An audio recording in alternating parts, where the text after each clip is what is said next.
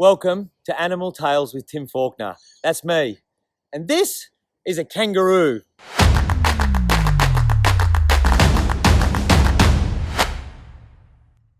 There are a whole range of species of different kangaroos throughout Australia.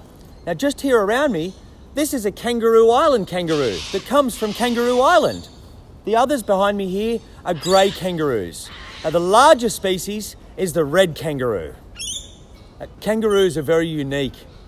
They hop and they've got these long foot pads. And the reason they hop is because it was an efficient way of travelling large distances in Australia. The tendons in their legs are very strong and each bounce requires not much energy. If you have a look, this is a big male. They've got wonderful big ears, a great sense of hearing. Their eyesight is also really good as well as their smell. Now, thick coat of fur that keeps them warm or cool in other areas depending on the species.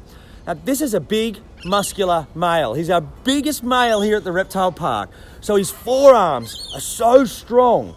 His belly is thick and hard. And the reason for that is because male kangaroos stand up and fight. They kick each other and they belt each other in the chest. Now, if you come down, look at the long pads. Okay, that front of the foot, it has tendons there that will help them to jump far distances. Kangaroos range in size from, this big, up to giants like that male I was just with. Now, the only forms of shelter they use are really to stay out of the heat of the sun. Some of the smaller species like rock wallabies or bettongs or potoroos will build little nests or hide in caves. But kangaroos like this grey kangaroo here will really only shelter in forest away from predators and they'll come out into the grassland to feed, or otherwise they just shelter under the shade of trees. Different species of kangaroos are found right throughout Australia. Now what they need is the eucalypt woodland to hide in or shelter and the grassland to come out and feed in.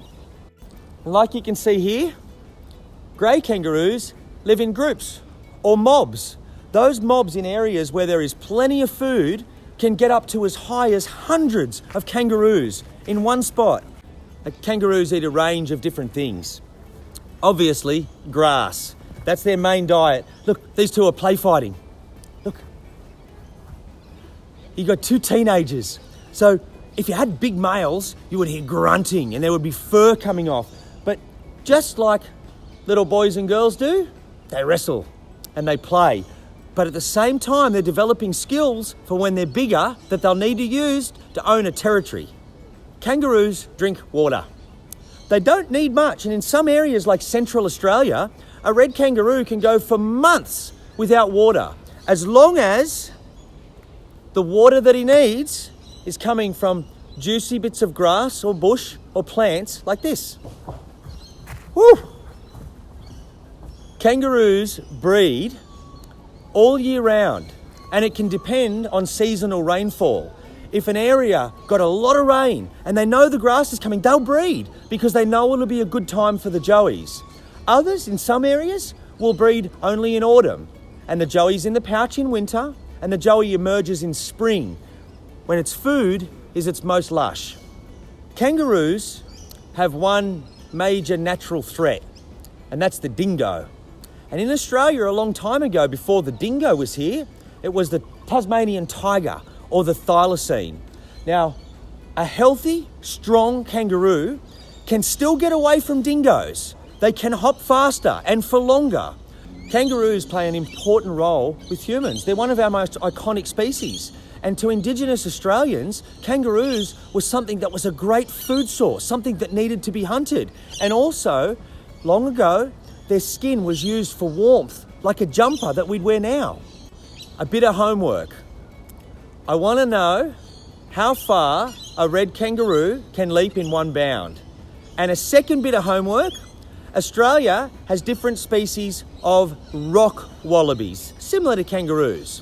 How many species of rock wallabies are there in Australia?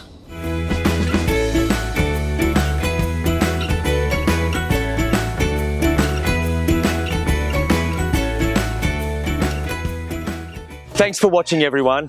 Now, the keepers and I are looking after all of our animals and our families, but we all have a bit of extra time at the moment, like you probably do too. So this is a great distraction for us, and hopefully you. If you like what you've seen or want to show me your homework, just put it into the comments. This is what I do, connecting people with nature, and that can't stop. I'll see you next time.